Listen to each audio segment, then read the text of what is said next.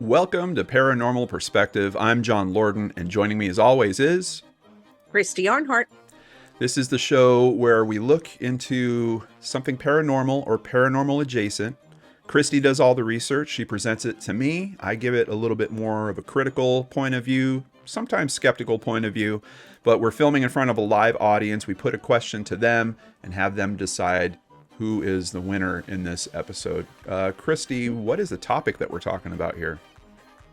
Well, today we're going to be discussing a little incident that took place in 1952 in Flatwoods, West Virginia. Flatwoods, West Virginia. Okay. Yeah, And what it was the sighting of the Flatwoods monster. Flatwoods monster. Yes. Okay. What's the question that we're going to put to the audience? Is the Flatwoods monster real? Is the Flatwoods monster real? So that means, is it really a monster also? Like not, yeah, it's something, but it could be a bear or something like that. We're going... No, we're going full bore. Is this Paranormal. monster the real deal? Okay. Got it. All right. Let's hear about this. I'm excited. Okay.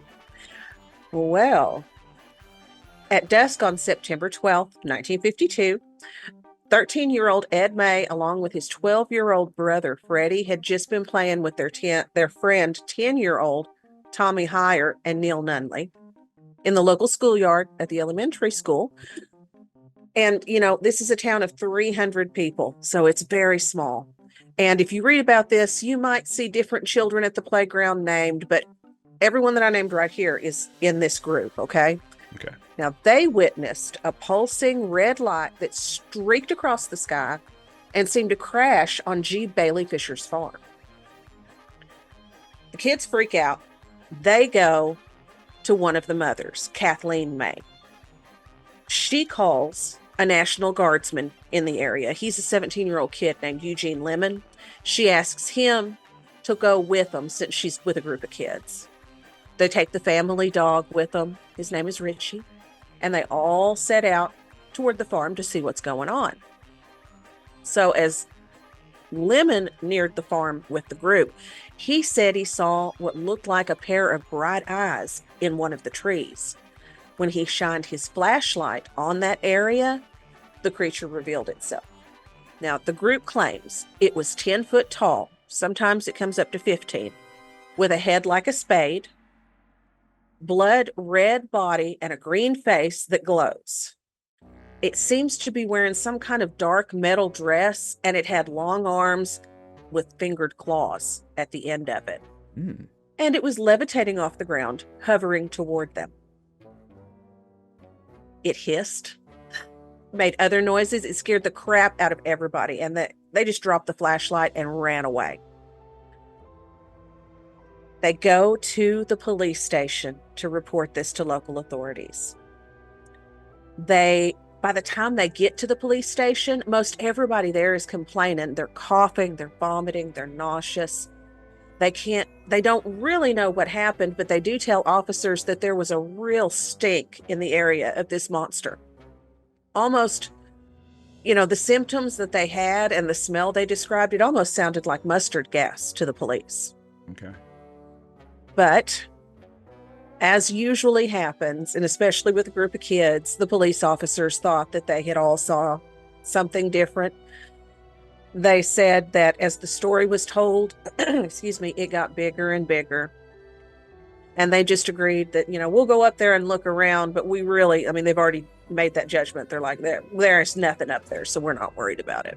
Yeah, there's a lot of weird, even in terms of the description that you're giving. Like, it's not just one thing that would kind of be, like, scary enough. Like, it was 15 feet tall. It was levitating off the ground. It was wearing a steel dress. Smoke was coming from its face. Like, there's so many different things. Like, it sounds like a story that has snowballed. It sounds like something where someone saw a shadow out there, got freaked out, ran away from it. And it almost reminds me of... Christy, for some reason, sent me a bunch of articles this week about Bigfoot sightings. They're everywhere. Yeah, but they're like, you read in the articles, and even the guys, they're like, "Oh yeah, but I'm a Bigfoot seeker, and I heard it, and I know the sound, so I know it was Bigfoot when I heard it." I was like, So yeah, it's tough. But even Bigfoot, at least, is kind of contained in terms of the lore. Like, yeah, he's got big feet. He's kind of a big hairy thing. Yeah. Variations on color a little bit, but he's not 10 to 15 feet tall, levitating with red eyes, gas, and Freddy Krueger Belching fingernails. mustard gas. Yeah, I know. Yeah, there's a lot. It yeah, there's a lot to take in here. There Yeah. is. There is. The police went out, they searched the area, and they said they didn't find anything. Well, not far from this spot, another sighting of this creature was reported. Now, this one happened about 5 miles outside of Flatwood near Heaters. The day after the Flatwood sighting, another strange sighting occurred near Strange Creek, awesome name, about 20 miles south of Flatwoods. Okay. 5 miles out of Flatwoods near Heaters. The distance may be wrong because those two are a little different. George and Edith Snitowski and their 18-month-old son were driving when their car suddenly died. It wouldn't start no matter what he did. It's the middle of the night. The road was deserted. So while the Snitowskis, I got that, were trying to decide what to do, they started smelling this foul, sulfurous smell. It filled the air. It filled the inside of the car. It made the baby cry. And all of a sudden, a strange bright light filled the darkness, and the couple witnessed a 10-foot tall creature hovering in front of their car. The description is similar to that of the original sighting, except the monster wasn't wearing the spade-shaped, what they assume is the hood that goes with the metal dress that it wears. Instead, they reported that its head looked reptilian to them. So the creature floated past their car and dragged its claws along the side as it went past, and after it disappeared, car started and they left. Okay. But we have evidence. No? Like, it Not didn't, that time. when it scratched their car, it didn't leave behind any kind of indentation? Well, it didn't or... like scratch their car. It like drug Pet its their car. claws down the side like scarily. It did. Okay. Is this the family that we have a picture of? Is it this family? Yes. Okay. That is the whole group that went out to see about the ghost. They did, or about the creature. They just don't have the dog in the picture with them, which is a shame. Okay. I wanted to see the dog. And then we do have an article about residents fainting, becoming ill. I mean, when this hit the news, it went everywhere, and I don't blame them. Yeah. Especially when you've got another couple who have said, "Oh my gosh, I saw this." It was around the time that UFOs were popular. Soviets were testing atomic bombs. It was a tense time for everybody. Everyone kind of expected doom to come from the sky. Yeah, I'm wondering, because just glancing at this article, there's two things that are sticking out to me. At the start, it says 7 Braxton County residents Saturday reported seeing a 10-foot Frankenstein-like monster in the hills. Mm-hmm. I'm wondering if like a Frankenstein movie had come out, around this time frame or something. That's a good question. I don't know. Yeah, the second thing that sticks out is the last sentence. It looked worse than Frankenstein, Mrs. Mace. And so we got 2 Frankenstein references in here. Interesting. Oops. I'm gonna throw my mouse there over. there was another sighting. And for some reason, I'm not seeing it in my notes. But a woman walking nearby, she also reported seeing the creature out in the woods because she was cutting through the woods to get from one place to another. Okay. Those are the pictures that the kids did of what they saw. And they all look basically the same. Yeah, I mean, it's too early for Star Wars, but they look like those little guys that fix droids. What are they called? Jawas. Especially the 2 on the outside. They look like Jawas. These other pictures, for some reason, I'm also wondering, were these kids in Catholic school?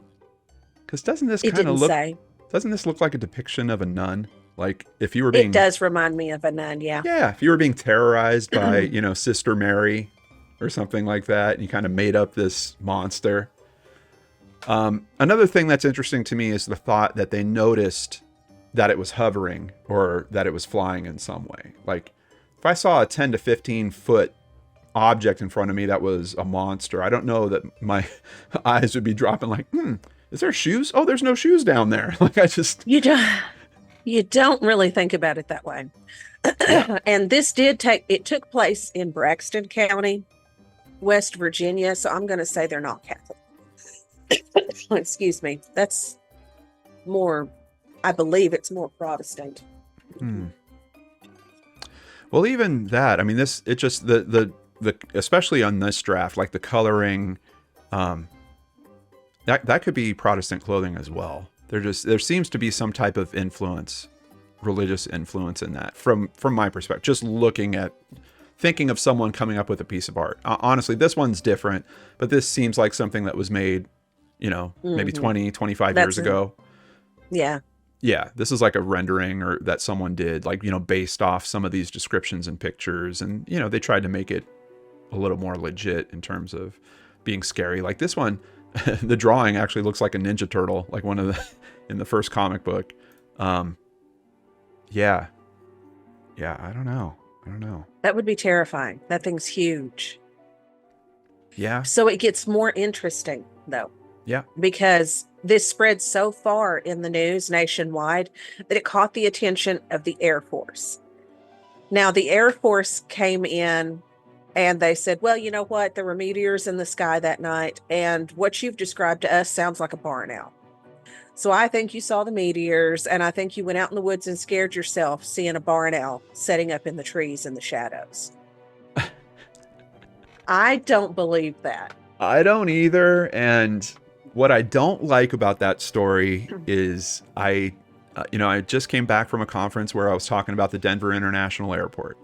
And as part of the conversation, I wanted to wrap the context around like conspiracy theories in some form are real. There are real conspiracies. Like the CIA has done a bunch of stuff in the past. There's all kinds of different programs you could look at. There's documentation that's been released about those programs. There's a CIA historian that talks about this stuff and literally says like, this is what we did. This is why we did it. And if it came to like a real UFO occurrence or something like that, that would be the kind of explanation that you would hear, right? Like they're trying to say it's some natural phenomenon that is just being misunderstood. Oh, yeah. It actually kind of goes in both ways. The CIA had its own investigations into UFOs going on, but wouldn't admit that to the public. And then the public's like watching the CIA going around looking for stuff. Hey, why are they doing that? Or are you guys looking for UFOs too? No, we're not doing that. And it just made the general public more suspicious of them. Also, when they were testing like the U-2 plane and some of these other they were being called in as UFOs, but instead of telling those people that were calling those in, no, it's an experimental aircraft that's being tested by the Air Force, they would say, no, it's natural phenomena. So it's interesting to hear this come up in this story also, that kind of excuse of, oh, natural phenomena. No, it's a type of owl that you guys are seeing. Well, because of this, they were included in Project Blue Book. That's how much it caught the military's attention. Yeah. So Blue Book was set up to seriously investigate reports of UFOs. Yep. They sent investigators out. They noted A. Lee Stewart Jr. of the Braxton Democrat claimed to have discovered skid marks in the field and an odd gummy deposit, which was subsequently attributed by UFO enthusiasts as evidence of a saucer landing. It was also noted that it stunk out there. No one could really recognize the smell, and the tops of the trees were singed, and a lot of the branches were broken. Yeah, there's another potential thing I'm wondering about with this story, because sickness keeps coming up with it as well, and it just makes me wonder about, like, was there some kind of natural gas exposure out there or something that might have, made people hallucinate in some way and then made them sick on top of that? Because, the article's talking about sickness. That's another kind of interesting aspect in terms of something you would look into to debunk it. Like if I was, if we were really running down this and I had all the resources in the world, I'd be like, hey, let me talk to some people that know about chemistry. And like, is there, I don't know, if there's a natural gas deposit of some kind that could make people hallucinate if it was and then marshy, make them throw up. Yeah. If it was marshy, there could be something there, but you would think that people would recognize it from the area. and no one seemed to recognize this smell. Yeah. Now, the good thing that it did was it made this town a huge tourist attraction. No way. And oh yeah, yeah. The monster has never been seen since, but it brings people in like mad. Mm-hmm. And now to back up what I was saying before, everything was verified. Yes, there was a meteor shower that night. A local school teacher also reported that she saw the blinking red airplane navigation beacons flying over that hill, which just, could be an Air Force flyover. It could be commercial, I guess. Yeah. But everybody in this family, everyone who saw it has never come off with their story. This is what happened. This is what we saw. So I'm thinking they got to see a UFO and an alien. Yeah. Some kind of weird alien. Did the family start the Flatwoods Monster Museum? I see that there's an actual... I don't know. I didn't see anything saying that they had, but they have a really nice museum in town. Yeah. Lemon and Mrs. May, they traveled all over the place talking to the media. They got to go to New York and talk to people on CBS. It was a big deal. Yeah. But yeah. That's part of the thing. Like, that can also work against it in one way, because that reminds you about those times. And it's not like nowadays where, if you want attention, you can dance on Instagram or on TikTok or something like that and, get a bunch of people's attention. Like back then, especially for something like that, oh, they flew us to the big city and we got to go to the television studio. Like, that's like a once in a lifetime thing that would have happened, Yeah.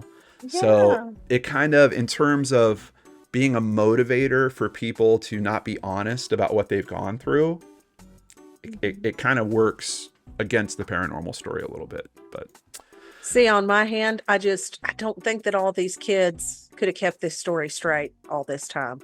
Yeah, and I saw they varied in age. Yeah, which is another thing. Oh, yeah. If you had 2 or 3 6-year-olds that were out there and they freaked each other out, like, I could see them like believing that and holding on to that. But yeah, there was a range of ages with these kids, and some of them are older. Yeah. So yeah. That's strange. Chris Donovan says, money, that explains it all. Did any of them sell a book? Do you know? No, I don't know. Okay. Yeah. I'd be curious. I can look it up. Yeah. No, that's all right. That's all right. Well, if you want, go for it. Go for it. We'll take a look at the results here real quick. Chris is also noting, if kids repeat a story, they'll start to believe it. That's interesting. Yeah, that's true. Yeah. We are going to end the poll here while you're doing that. Not that I can see just with a quick search. Okay. Well, is the Flatwoods monster real? That's the question you wanted to put to our live audience. Pretty strong answer on this one. Those kids are a bunch of liars, Christy. Liars. They are not. They saw an alien. Terrible children. You can't trust them. They lie. They make stuff up. They tell each other the same stories over and over until they believe it. Which I blame the oldest ones. Oh, the National Guardsman? Yep. And the mother? Yes. Yep. I blame them. Because they allowed this nonsense. I totally believe them. I think they saw something that night. And they don't know what it is. Yeah. And it stank. Also haven't found the body. If there is something out there. Also haven't Well, it could have flown away. That's true. It could have just levitated away. That's right. I forgot about that. Well, Christy, we appreciate your hard work on this episode. Thanks for looking into this and sharing it with us. I don't think you convinced me on that one. It's interesting because we do have this dynamic where it's a big family and there's a range of ages. But I feel like for some reason it may not be that it's about all of them lying. There might have been something that was misunderstood by them out there. They saw something. They did come across some kind of natural gas thing that made them hallucinate or made them sick. That was part of the story. Something along those lines. But also the art around it, it really is leading me to believe that it's almost like a way some child lashing out at a religious figure in some way. At least that's the shapes that are kind of standing out to me. But what do you guys think? Tell us about it in the comments down below. Christy, I saw that. I could see it. Thank you guys for hanging out with us, and we will catch you next time on Paranormal Perspective. See you on the other side.